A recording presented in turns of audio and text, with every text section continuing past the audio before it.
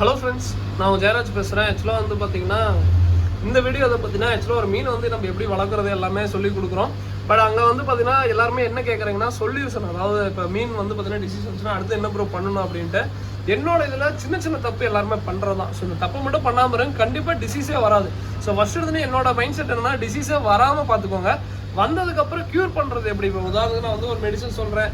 So அது வந்து பார்த்தீங்கன்னா என்னதான் இருந்தாலுமே நேச்சுரலாக ரெக்கவர் ஆகிற மாதிரி இல்லை நேச்சுரலாக இம்யூனிட்டி பவர் இருக்கிற மாதிரி கண்டிப்பாக நீங்கள் என்ன மெடிசன் எவ்வளோ காஸ்ட்லியான இது வாங்கி போடலாம் கேட்காதுங்க. ஸோ அதனால தான் ஒவ்வொரு வீடியோவில் நான் சொல்கிறது என்னன்னா இந்த மாதிரி பண்ணிக்கோங்க, மீனுக்கு வந்து டிசீஸே வராது அப்படின்னா. நிறைய பேர் என்ன பண்ணுறேன்னா இன்க்ளூடிங் நானாகட்டும் இல்லை எங்கள் அண்ணனாகட்டும் இல்லை என் ஃப்ரெண்ட்ஸ் ஆகட்டும் எல்லாருமே என்ன சின்ன சின்ன தப்பு நம்மள அறியாமே சின்ன சின்ன தப்பு தான் அது பண்ணிடுவோம். பண்ணுனா டிசீஸ் வந்துடும். பட் டிசீஸ் வந்தது காரணம் என்னன்னா நான் ஏஜ் வாட்டர் தான் யூஸ் பண்ணுறேன் பாருங்க எனக்கு மீன்ஸ் ஆகுது அப்படின்மா அந்த ஒரு இது இருக்கு இல்லைங்க. என் ஃப்ரெண்டே அதுதான் சொல்கிறேன், நான் திருப்பி அதான் சொல்கிறேன். இப்போ நான் வந்து பார்த்தீங்கன்னா நான் இந்த இது வந்து எங்கள் அண்ணன் சூப்பராக மீன் வச்சுருந்தான், நல்லா சூப்பராக இருந்துச்சு. ஸோ சூப்பர் குவாலிட்டியில் எல்லாமே இருந்துச்சு. அதே மாதிரி எப்பயும் சொல்லிடுறேன், ஹேங் ஆன் ஃபில்டர் ஆஃப் பண்ணியிருக்கோம், அதெல்லாம் தண்ணி க்ளவுடியாக இருக்குது. ஹேங் ஆன் ஃபில்டர் போட்டுவிட்டா திருப்பி இதாயிரும். நான் இதை வந்து பார்த்தீங்கன்னா ஒரு சின்ன தண்ணி கொஞ்சம் டாப் அப் பண்ணோம். ஸோ அதுக்கோசம் தான் ஹேங் ஆன் ஃபில்டர் போடாமல் இருக்கும்.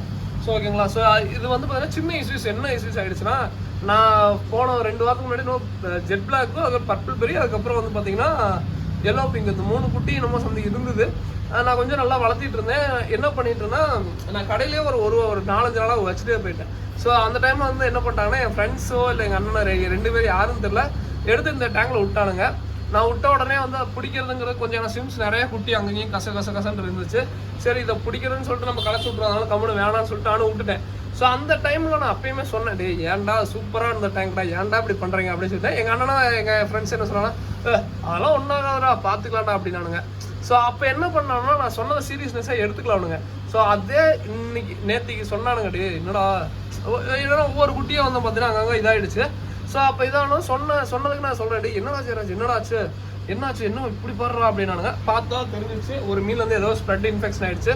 நான் இப்பயும் சொல்கிறேங்க, கண்டிப்பாக எல்லாமே சூப்பராக தான் இருந்துச்சு. குட்டி எல்லாமே சூப்பராக இருந்துச்சு, நல்லா ஹெல்த்தியாக இருந்துச்சு.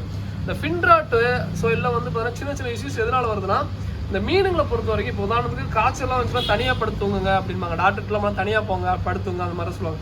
அந்த மாதிரி தான் இந்த ஃபின்ராட்டு இதெல்லாம் வந்து பார்த்தீங்கன்னா ஒரு மீனில் வந்து டக்குன்னு எல்லா மீனும் ஸ்ப்ரெட் ஆயிரும். நீங்கள் நினச்சி பார்க்க முடியாதெல்லாம் ஸ்ப்ரெட் ஆயிரும். அதே இது வந்து பார்த்தீங்கன்னா சேம் கிளைமேட். இப்போ வந்து பார்த்தீங்கன்னா என் ஃப்ரெண்டு நல்லா ஹில் ஸ்டேஷன்லாம் ஒருத்தர் இருக்கான். ஸோ அவன் வந்து பார்த்தீங்கன்னா குளிர் எல்லாமே சூப்பராக இருக்கும். இதை நாங்கள் அவன் ஊருக்கு போனோம்னா உடனே சளி பிடிச்சிக்கும், உடனே வந்து பார்த்தீங்கன்னா அடுத்த நாள் ஒருத்தருக்கு ஃபீவர் வரும், அப்படியே படுத்துட்டு இரும்பிகிட்டே இருப்பான். ஸோ அதே அவன் அங்கே தான் இருக்கான், அது ஒன்றுமே ஆகாது. ஓகேங்களா. ஸோ இதுதான் வந்து பேசிக், இது வந்து பேசிக் கான்செப்டே இதுதான். இந்த மீனுங்க வந்து இங்கேயே பிறந்து இங்கேயே வளர்ந்தது, இதுங்களுக்கு ஒன்றுமே வராது. ஆனால் நீங்கள் வெளியிலேருந்து ஒரு மீனை கொண்டு வந்து இன்ட்ரடியூஸ் பண்ணும்போது என்ன ஆகுனா டிசீஸ் வந்துடும். டிசீஸ் வந்தால் என்ன ஆகுனா அதுலேருந்து அப்படியே ஒட்டு எல்லாத்துக்கும் பரவி கடைசி உங்கள் டேங்கே வந்து பார்த்தீங்கன்னா வீணாயிரும். இதுதான் நிறைய பேர் பண்ணுவாங்க.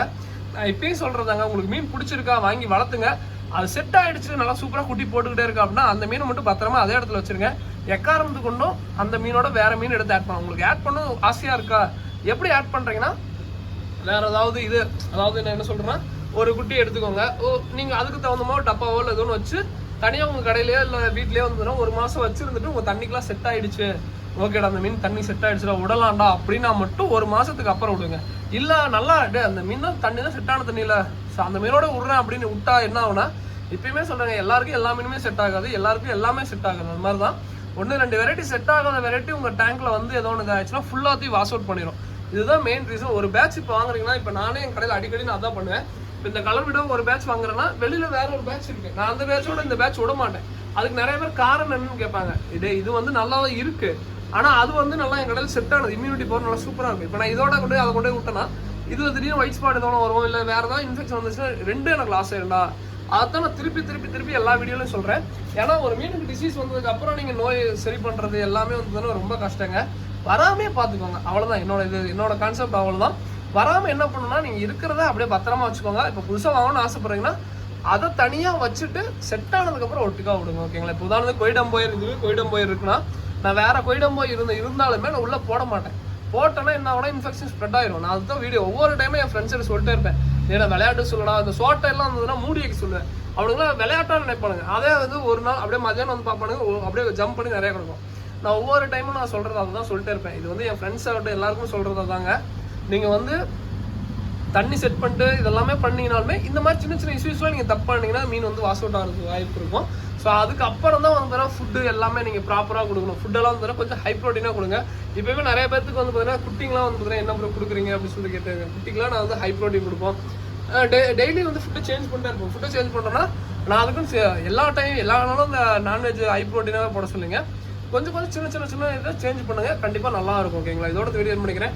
அதே மாதிரி இந்த டிசீஸ் வந்துருச்சுன்னா அடுத்து என்ன பண்ணணும்னு நான் சொல்லிடுறேங்க. தண்ணியை மட்டும் எக்காரணத்தை மட்டும் சேஞ்ச் பண்ணிடாதீங்க. ஏன்னா இப்போ இந்த இதில் 1-2 இதுக்கு டிசீஸ் வந்துருந்துச்சு.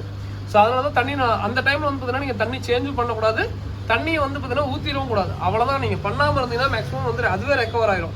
ஒரு வாரம் தாங்கிருச்சு, எந்த மீன் இதாகல அப்படின்னா அடுத்த வாரம் அதுவே ரெக்கவர் ஆயிரும். ஸோ அதை மட்டும் தயவு செஞ்சு பண்ணிடுங்க. மற்றபடி நீங்கள் எந்த விதமான இதுவும் இல்லை. இதோட இந்த வீடியோ என்ன பண்ணிக்கிறேன். அதே மாதிரி நிறைய பேர் வந்து சேல்ஸ் அப்டேட் கேட்டே இருக்கீங்க. கண்டிப்பாக வந்து பார்த்தீங்கன்னா எல்லாமே அப்டேட் பண்ணுறேங்க. என்னன்னா நம்ம ஆயுத பூஜை உங்களுக்கே தெரியும், ஆயுத பூஜை நல்லா சிறப்பாக கொண்டாடணும் நேற்றுக்கு. ஸோ அதுக்கப்புறம் இன்னைக்கு வந்து கொரியர் ஆஃபீஸ் லீவு, நாளைக்கு வந்து சிட்டா சொல்லிட்டாங்க கொரியர் நாளைக்கு வந்து கொண்டு வந்தீங்கன்னா நாளைக்கு வந்து ரீச் ஆகுது கொஞ்சம் கஷ்டம். அதனால தயவு செஞ்சு மண்டே கொரியர் பண்ணுங்க அப்படின்னாங்க. அதனால தான் வந்து நான் ஃபிஷஸ் அப்டேட் பண்ணாமே இருக்கேன். கப்பீஸ் எல்லாமே ஸ்டாக் இருக்குது, நான் கண்டிப்பாக அப்டேட் பண்ணுறேன். ஓகேங்களா? ஸோ தேங்க்யூ ஃபார் வாட்சிங். தேங்க்யூ.